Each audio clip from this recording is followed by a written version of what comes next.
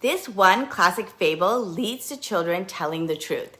Researchers at the University of Toronto wanted to test which classic fable about honesty would lead children to telling the truth. The three stories were The Boy Who Cried Wolf, George Washington and the Cherry Tree, and Pinocchio. So they set up an experiment for children between the ages of 3 and 7, and they decided to play a game with them where the researchers were going to hide a toy, and the children had to guess what that toy was based on the sound that it made. But between the rounds, the researchers left and told the children not to peek.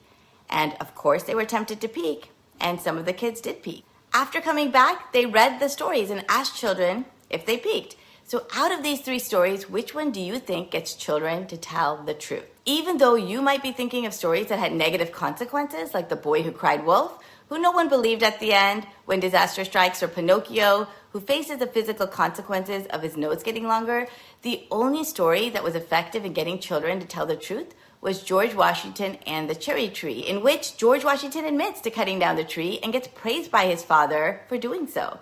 The children who heard the George Washington story were more than 3 times less likely to lie about peeking at the toy compared with the other children who had heard the other stories. So the moral of the story is keep it positive, emphasize positive consequences, and praise honesty.